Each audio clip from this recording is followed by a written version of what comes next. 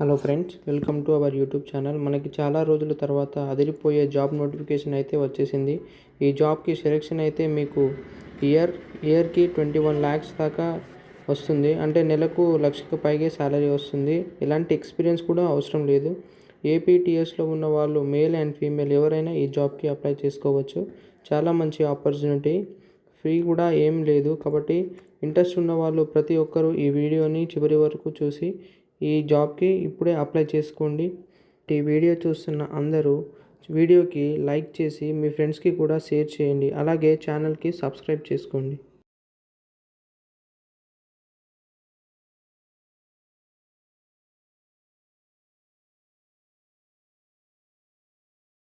డైరెక్ట్గా వీడియోలోకి అయితే వెళ్ళిపోదాం. ఈ నోటిఫికేషన్ అయితే మనకు నేషనల్ పెన్షన్ సిస్టమ్ ట్రస్ట్ నుండి అయితే వచ్చింది.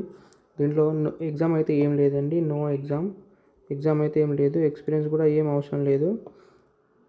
డైరెక్ట్గా సెలెక్షన్ అయితే ఉంటుంది.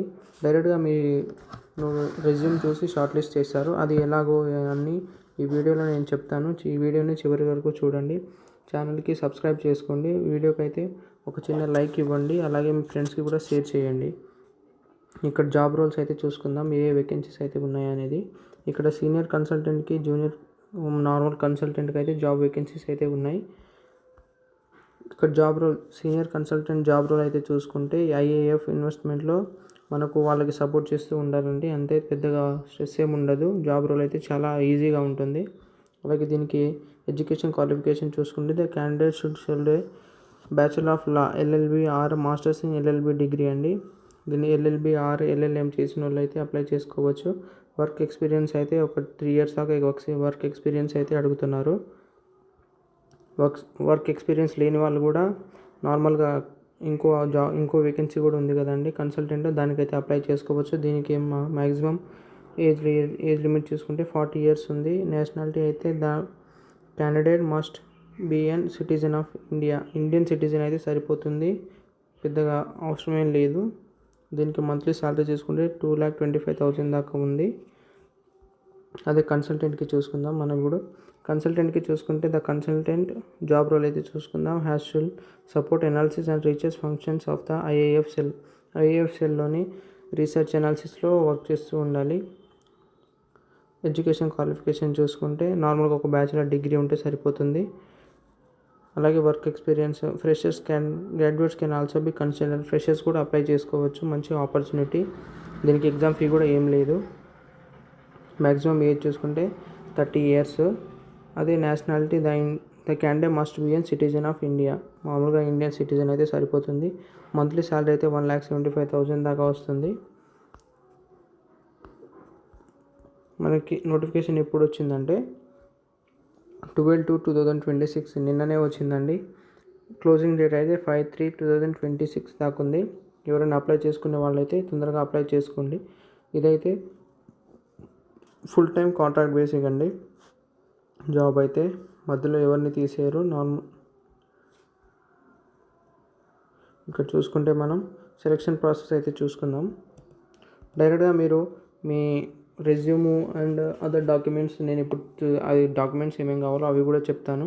ఆ డాక్యుమెంట్స్ అన్నీ ఒక పీడిఎఫ్ చేసి వాళ్ళు ఈమెయిల్ ఇస్తారండి. ఈ ఈమెయిల్ ఉంది కదా, ఈ ఈమెయిల్కి అయితే మీరు ఆ పీడిఎఫ్ మొత్తం ఒక పీడిఎఫ్ చేసేసి, మీరు ఫైల్స్ అన్నీ పీడిఎఫ్ చేసేసి ఈ ఈమెయిల్కి అయితే సెండ్ చేసేయాలి.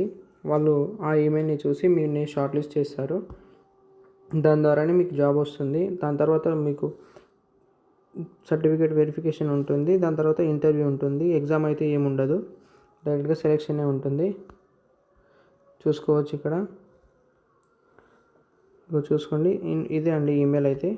ఈ ఈమెయిల్కి మీరు మీ పీడిఎఫ్ అనేది సెండ్ చేస్తే అయిపోతుంది.